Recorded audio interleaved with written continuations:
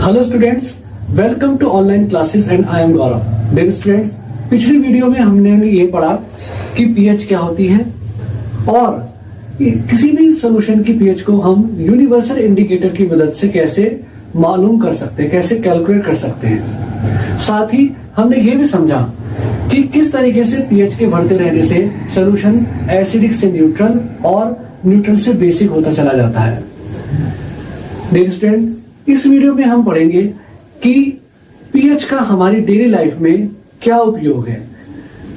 तो आज का जो हमारा वीडियो का जो मेन टॉपिक है वो है importance of pH in our daily life. हमारे दैनिक जीवन में पीएच किस तरह से अपनी भूमिका अदा करता है, किस तरह से अपना रोल प्ले करता है।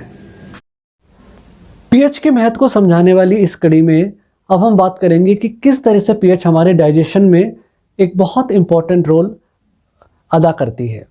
तो अब हम पढ़ेंगे pH in our digestive system. देखिए, पीएच का हमारे डाइजेस्टिव सिस्टम में बहुत महत्वपूर्ण किरदार होता है। देखिए, जैसे ही हम भोजन को ग्रहण करते हैं और भोजन हमारे पेट में जाता है, तुरंत हमारे पेट की दीवारों से HCl निकलना शुरू हो जाता है और हमारे भोजन के मीडियम को एसिडिक बना देता है। देखिए, भोजन के मीडियम का एसिडिक बनना भोजन के डाइजेशन में हेल्प करता है, लेकिन अगर किसी कारण से ये HCl ज़्यादा सीक्रेट हो जाए तो पीएच का लेवल हमारे पेट में बहुत ज़्यादा डाउन चला जाएगा, जिस वजह से इनडाइजेशन की प्रॉब्लम शुरू हो जाएगी और पेट में दर्द होगा, जलन होगी, खट्टा पानी उल्टी होकर ऊपर आएगा, जिसको कि हम बोलेंगे कि पेट में एसिडिटी हो गई है। तो पीएच के बहुत ज़्यादा गिर जाने से, HCl के बहुत ज़्यादा सीक्रेट हो जाने से हमें ये सब प्रॉब्लम हो जाती हैं। इन प्रॉब्लम्स को एसिडिटी बोलते हैं। तो जहाँ एक तरफ HCl का निकलना भोजन के डाइजेशन में हेल्प करता है, वहीं दूसरी ओर HCl का बहुत ज़्यादा निकल जाना, यानी कि पीएच का बहुत ज़्यादा गिर जाना डाइजेशन में प्रॉब्लम क्रिएट कर देता है। इसलिए हम ये कहेंगे कि पीएच का फिक्स होना हमारे डाइजेस्टिव सिस्टम के लिए बहुत ज़्यादा ज़रूरी है। देखिए, यहाँ पर हम एक बात बहुत अच्छे से समझ सकते हैं कि प्रॉपर डाइजेशन के लिए पीएच का फिक्स होना बहुत ज़्यादा ज़रूरी होता है। अब हम इस बात पे चर्चा करेंगे कि यदि पेट में एसिडिटी हो जाए, यानी पेट के भोजन के मीडियम की पीएच बहुत ज़्यादा डाउन चली जाए, तो उसका ट्रीटमेंट हम कैसे करते हैं। देखिए, एसिडिटी को रिमूव करने के लिए हम यूज़ करते हैं एंटासिड्स का। ये एंटासिड्स होते हैं कुछ बेसिक सब्सटेंसेस, जैसे milk of magnesia, magnesium hydroxide, और एक और एंटीएसिड्स बहुत ज़्यादा यूज़ में आता है, वो है बेकिंग सोडा NaHCO3। तो इस तरह से इन एंटासिड्स का इस्तेमाल करने से हम एसिडिटी की प्रॉब्लम से छुटकारा पा सकते हैं। कारण साफ है कि जितने भी एंटासिड्स होते हैं ये सब बेसिक होते हैं, और जैसे ही हम इनको ग्रहण करते हैं, ये पेट में निकलने वाले अधिक मात्रा में जो एसिड हमारे पेट में निकला है, उस अधिक मात्रा में निकलने वाले एसिड को ये न्यूट्रलाइज कर देते हैं और हमारे पेट से एसिडिटी की प्रॉब्लम जो है वो ख़त्म हो जाती है और हमारे को आराम मिल जाता है। हमारे पेट में जो जलन हो रही होती है, इरिटेशन हो रही होती है, पेट में दर्द हो रहा होता है, उससे हमें रिलीफ मिल जाता है। डियर स्टूडेंट्स, अब हम इस बारे में चर्चा करेंगे कि किस तरह से पीएच में आने वाला चेंज हमारे टूथ डिके का कारण बन जाता है। डियर स्टूडेंट्स, हमारे माउथ के मीडियम के पीएच में आने वाला चेंज हमारे टूथ डिके के लिए भी रिस्पॉन्सिबल होता है। देखिए, जब कभी हम बहुत ज़्यादा मीठा खा लेते हैं, मिठाई खा लेते हैं, या चाय कॉफ़ी अधिक पीते हैं, या हमारा जो भोजन होता है बहुत समय तक हमारे मुख में रहता है, क्योंकि हम खाने के बाद यदि प्रॉपरली भोजन को अच्छे से साफ़ नहीं करते हैं हमारे दांतों से, तो वो दांतों में खाना जो होता है हमारा वो लगा रह जाता है। तो इस कंडीशन में क्या होता है कि हमारे माउथ में पहले से उपस्थित जो बैक्टीरिया होते हैं, उस भोजन पदार्थ में जो शुगर होती है उसको लैक्टिक एसिड के अंदर कन्वर्ट कर देते हैं, और ऐसा होने पर जब लैक्टिक एसिड बहुत ज़्यादा प्रोड्यूस हो जाता है हमारे माउथ में, तो हमारे मुंह की जो पीएच होती है वो बहुत ज़्यादा डाउन चली जाती है। और जब ये पीएच डाउन होते होते 5.5 से भी नीचे हो जाती है, तो उस कंडीशन में हमें टूथ डिके की प्रॉब्लम को फेस करना पड़ता है। होता क्या है कि जब हमारे मुंह की पीएच 5.5 से नीचे चली जाती है, तो हमारे दांतों पर जो इनेमल होता है, हमारे दांतों के ऊपर जो कवरिंग होती है जिसे इनेमल बोलते हैं, वो कोरोड होने लग जाता है और उसका गलना शुरू हो जाता है और धीरे धीरे करके हमारे दांत टूटना शुरू हो जाते हैं। देखिए, हालांकि जो हमारे दांतों का इनेमल होता है वो हार्डेस्ट सब्सटेंस है, हमारी बॉडी का सबसे कठोर सब्सटेंस हमारे दांतों का इनेमल ही होता है, जो कि कैल्शियम फास्फेट का बना होता है। लेकिन पीएच के बहुत ज़्यादा डाउन चले जाने पर, 5.5 से भी कम हो जाने पर, ये इनेमल भी कोरोड होना यानी कि गलना शुरू हो जाता है, जो कि हमारे टूथ डिके का कारण बनता है। अब प्रश्न उठता है कि हम किस तरीके से इस टूथ डिके पे कंट्रोल पा सकते हैं। देखिए, एक तो तरीका यह है कि जैसे ही हम कुछ खाएं, खाना खाने के तुरंत बाद हम अपने दांतों को पानी के कुल्ले से साफ कर लें। बहुत अधिक समय तक भोजन को अपने दांतों से चिपका ना रहने दें। और सबसे और भी बढ़िया तरीका यह है कि हम दिन में कम से कम 2 बार पेस्ट करें, ब्रश करें। देखिए, जो टूथपेस्ट होता है उसकी क्या खास बात होती है कि वो बेसिक होता है, उसकी नेचर जो होती है वो बेसिक होती है, उसकी पीएच लगभग 8 होती है।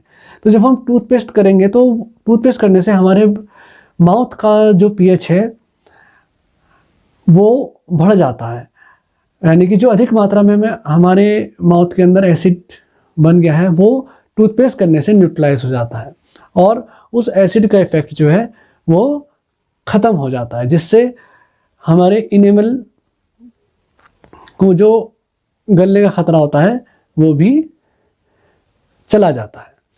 तो पेस्ट करना जो होता है वो एक बहुत सफल ट्रीटमेंट होता है टूथ डिके से बचने का। तो कम से कम दिन में 2 बार हमें टूथपेस्ट ज़रूर करना चाहिए। डियर स्टूडेंट्स, अब हम जो आगे देखेंगे वो ये देखेंगे कि किस तरह से जो सॉइल की पीएच होती है वो प्लांट ग्रोथ में अपना एक बहुत इम्पॉर्टेंट रोल प्ले करती है।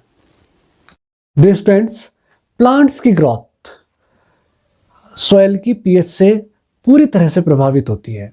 स्पेशली क्रॉप्स की, फसलों की जो ग्रोथ होती है वो हमारे खेतों में जो मिट्टी होती है उसकी पीएच पर बहुत कुछ निर्भर करती है।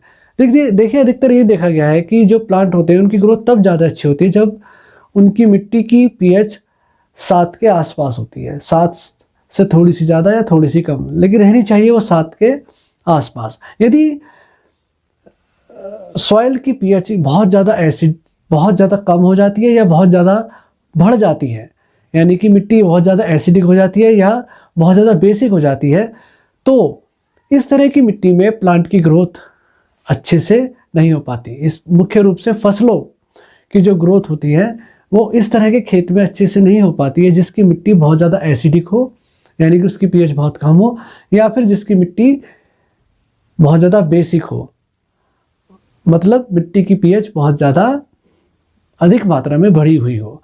तो इस तरह के मिट्टी वाले खेत में प्लांट की या फसलों की ग्रोथ जो होती है वो भली भांति नहीं हो पाती है। देखिए, अब हम ये समझेंगे कि भाई जो मुख्य रूप से फसल, ये जो खेत होते हैं इनकी जो मिट्टी होती है उसकी पीएच में चेंज जो आता है वो क्यों आता है। देखिए, एसिड रेन इसका एक बहुत बड़ा कारण है। और जो कभी कभी पॉल्यूटेड वाटर भी खेतों में आ जाता है तो उस वजह से भी मिट्टी की पीएच जो है वो बदल जाती है। अधिक मात्रा में फर्टिलाइजर्स के इस्तेमाल से, इंसेक्टिसाइड हम छिड़कते हैं, रोडेंटिसाइड छिड़कते हैं, इनके इस्तेमाल से भी हम अपने खेतों की जो पीएच होती है उसको प्रभावित कर देते हैं। तो देखिए, अब यदि इस तरह से हमारी मिट्टी की पीएच बदल जाएगी और हमें प्लांट की ग्रोथ, स्पेशली फसलों की ग्रोथ को प्रॉपरली करना है तो उसका ट्रीटमेंट करना पड़ेगा। तो उसके लिए हम क्या करते हैं कि यदि मिट्टी की पीएच बहुत ज़्यादा डाउन चली गई है, यानी कि मिट्टी बहुत ज़्यादा एसिडिक हो गई है, तो किसान क्या करते हैं कि खेतों में क्विक लाइम, CaO या फिर slake lime COH whole twice या फिर चौक कैल्शियम कार्बोनेट को छिड़क देते हैं। ये सभी पदार्थ जो होते हैं इनकी नेचर बेसिक होती है और छिड़के जाने पर ये मिट्टी की एसिडिटी को क्या कर देते हैं, कम। तो जो मिट्टी की एसिडिटी है वो कम हो जाती है और उसकी मिट्टी की पीएच जो है वो 7 के आसपास आ जाती है और हमारी जो फसलें होती हैं वो दोबारा से भली भांति ग्रो करना शुरू कर देती हैं। देखिए, अगर मिट्टी बहुत ज़्यादा बेसिक हो गई है तो उसके ट्रीटमेंट के लिए हमारे किसान क्या करते हैं, वो कंपोस्ट या फिर मैन्योर को डाल देते हैं। तो ये क्या होते हैं, डिकेइंग ऑर्गेनिक सब्सटेंस होते हैं एसिडिक नेचर वाले, जिसकी वजह से जो मिट्टी होती है उसकी बेसिसिटी कम हो जाती है। तो मैन्योर और कंपोस्ट डालने पर आप मिट्टी की बेसिसिटी को कम कर सकते हैं। तो डियर स्टूडेंट्स, हमने ये देखा कि किस तरीके से मिट्टी की पीएच में बदलाव आ जाने से उसमें उगने वाले पौधे, मुख्य रूप से फसलों की ग्रोथ पर बहुत ज़्यादा भारी प्रभाव पड़ता है। चिल्ड्रन, अब हम ये देखेंगे कि किस तरीके से जो पीएच होती है वो एनिमल्स के सर्वाइवल में अपना एक बहुत इम्पोर्टेंट रोल अदा करती है। अब हम ये देखेंगे कि पीएच का फिक्स होना किस तरह से एनिमल्स और प्लांट्स के सर्वाइवल में सहायक होता है।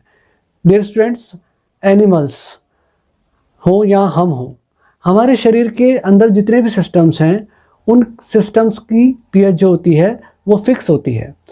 हमारी डिफरेंट बॉडी पार्ट्स में जो फ्लूइड है, ब्लड है, इनकी पीएच लगभग 7 से लेकर 7.8 के आसपास की होती है।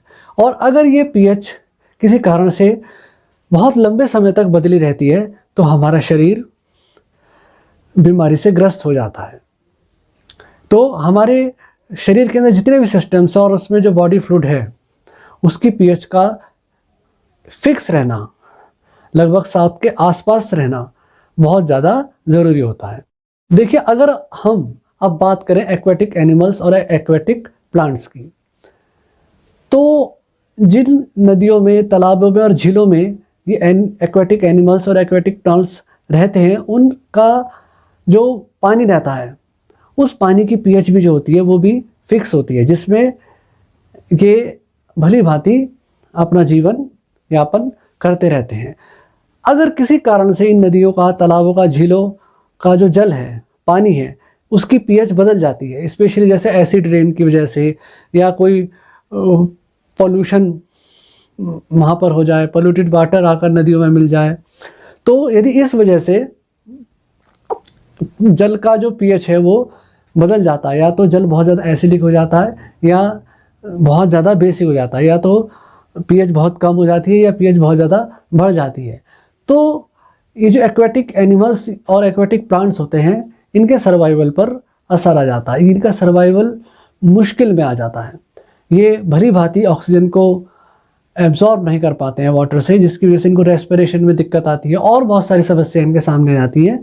तो इन वो पानी जिसमें ये एक्वेटिक एनिमल्स और एक्वेटिक प्लांट्स रह रहे हैं, उस पानी की पीएच का फिक्स होना भी बहुत ज़्यादा ज़रूरी होता है। तो डियर स्टूडेंट्स, ये हमने देखा कि किस तरीके से जो पीएच होती है वो एनिमल्स और प्लांट्स के सर्वाइवल के लिए एक बहुत महत्वपूर्ण किरदार अदा करती है। मतलब पीएच का फिक्स होना किस तरह से एनिमल्स और प्लांट के सर्वाइवल में बहुत ज़्यादा ज़रूरी होता है।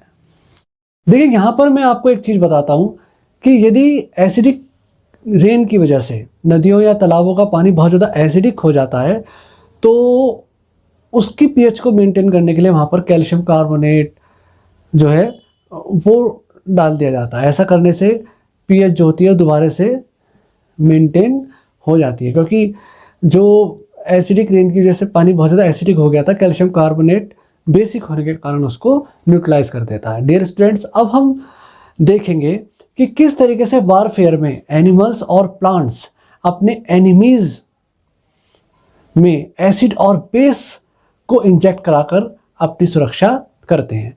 डियर स्टूडेंट्स, बहुत सारे एनिमल्स और प्लांट्स ऐसे होते हैं जो अपनी एनिमीज़ से रक्षा